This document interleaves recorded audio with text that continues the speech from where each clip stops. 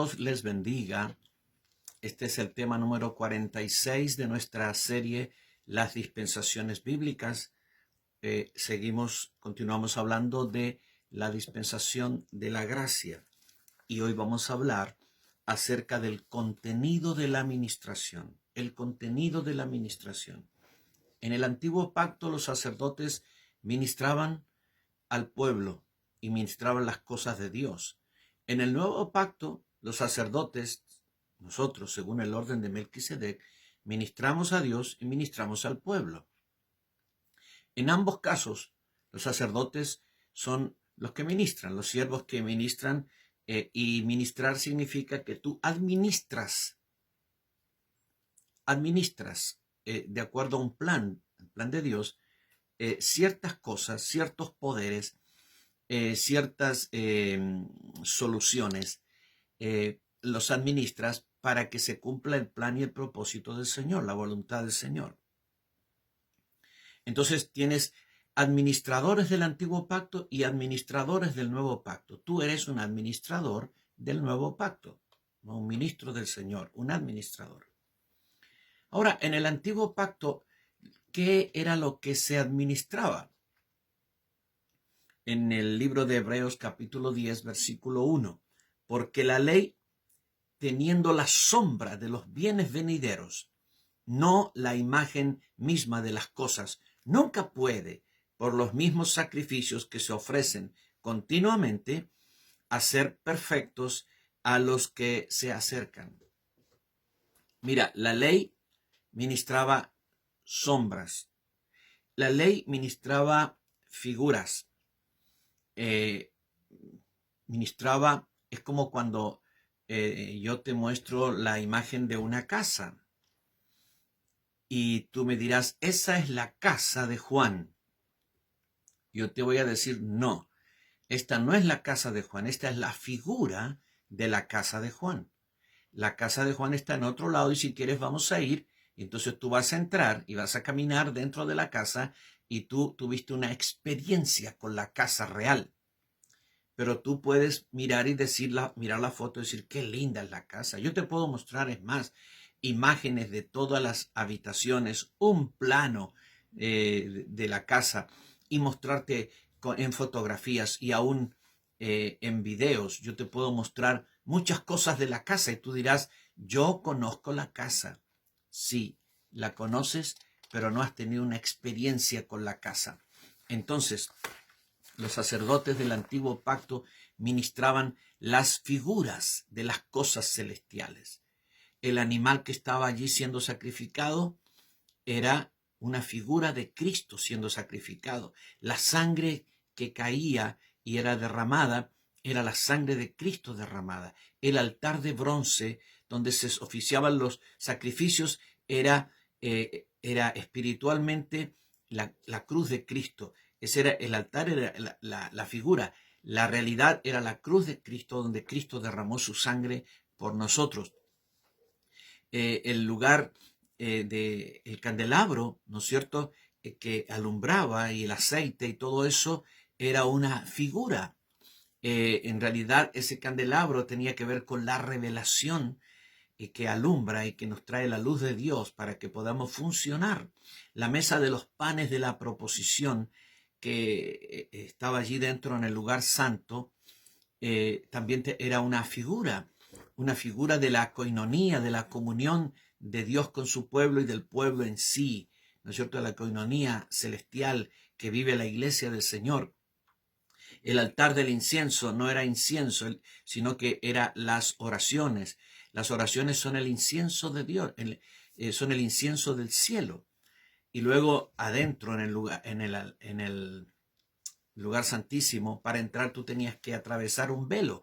Ese velo, que era un velo de tela, y para todos era un velo de tela, espiritualmente es el cuerpo de Cristo, su carne herida, que fue herida para dar paso, para abrir un camino por el cual podamos entrar al lugar santísimo.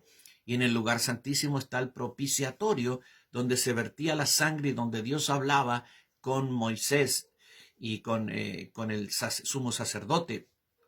Pues ese altar es que es figura en la tierra, en el cielo es un trono real donde Dios está sentado, llamado el trono de la gracia. Así es que todo en el antiguo pacto era una figura. Conviene que nosotros hagamos un estudio bien profundo de todo lo que es el antiguo pacto y lo que administraban los sacerdotes para entender este tema de la figura y la realidad. Luego dice que todas estas figuras, aunque eran ministradas continuamente, ¿no es cierto?, ofrendas, sacrificios, votos y todo lo que hacía el pueblo, no podían hacer perfectos a los que se acercaban para ser ministrados. Sin embargo, la gracia del Señor nos hace perfectos en Cristo Jesús. ¿Por qué? Porque la gracia no ministra la figura, sino la sustancia, la realidad. Todo aquello que los israelitas ministraron, pensando que esa era la realidad, sin saber que eran sombras y figuras y anticipos de lo que vendría, de la realidad que vendría, ellos nunca pudieron ser perfeccionados por medio de la ley, por medio de la administración bajo la ley. Pero nosotros que venimos a la gracia, hemos recibido la sustancia de las cosas, la realidad de las cosas espirituales, y entonces esa realidad espiritual nos transforma, esa gracia de Dios nos ha hecho perfectos en Cristo Jesús. Hebreos 8, 4 y 5. Sacerdotes que presentan las ofrendas según la ley, los cuales sirven a lo que es figura y sombra de las cosas celestiales, como se le advirtió a Moisés cuando iba a erigir el tabernáculo, diciéndole: mira, haz todas las cosas conforme al modelo que se te ha mostrado en el monte. Fue pues necesario, Hebreos 9, 23 y 24, que las figuras de las cosas celestiales fueran purificadas así, pero las cosas celestiales mismas con mejores sacrificios que estos, porque no entró Cristo en el santuario hecho de mano, figura del verdadero, sino en el cielo mismo, para presentarse ahora por nosotros ante Dios. Entonces, todos estos 1500 años que Israel, casi 1600 años que Israel ministró en el tabernáculo y después en el templo, haciendo sacrificios y todo eso, ministró figuras, ministró sombras de las cosas celestiales.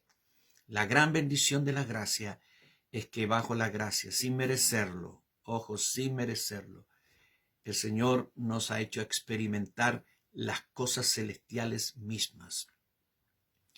Nosotros vivimos la realidad celestial, tenemos una relación celestial con Dios, no una relación terrenal. Hemos recibido una transformación espiritual y tenemos una experiencia continua con lo celestial, con lo sobrenatural de Dios. Esto es maravilloso, amados. Ahora, cuando hablamos de ministrar, ministramos al Cristo verdadero. Todo el tiempo los sacerdotes estuvieron ministrando a Cristo sin saberlo, pero ministrándolo en figura, matando animales, derramando sangre, etc. Pero nosotros ministramos al Cristo real, al Cristo verdadero. Este Cristo, para venir a la tierra y llegar a ser lo que fue, experimentó un proceso, le llamamos el Cristo procesado, ¿no? Él, en su trascendencia, ¿no es cierto? Hay dos palabras teológicas, una es trascendencia y otra es inmanencia. Inmanencia significa lo que es de este universo, el universo terrenal, físico, o celestial. El universo físico es inmenso, inmenso, inmenso, ¿no es cierto? Millones y millones y millones de astros. El universo espiritual es quizá más grande que el universo físico, pero trascendiendo más allá de la creación física o espiritual está la trascendencia divina. Dios existe y habita más allá del universo. Él es más grande que el universo. Él no hizo el universo y se capturó dentro del universo. Él, aunque habita en el cielo para tener relación directa con sus criaturas y para regir su sus universos desde su cielo, pero Él tiene una existencia como Dios, como deidad, que está más allá del cielo, es decir, que el cielo no es la cima. Más allá del cielo hay otra realidad a la que llamamos trascendencia, y ahí es donde Dios habita eternamente en una perfecta comunión e intimidad, Padre, Hijo y Espíritu Santo. Y desde esa trascendencia el Hijo vino, se encarnó, ¿sí? Se encarnó, se hizo carne, se anonadó y vino para hacerse uno con nosotros, para tomar vida humana. Murió en la cruz, sí, fue crucificado y murió, y fue sepultado y resucitó, y luego ascendió y fue exaltado en los cielos.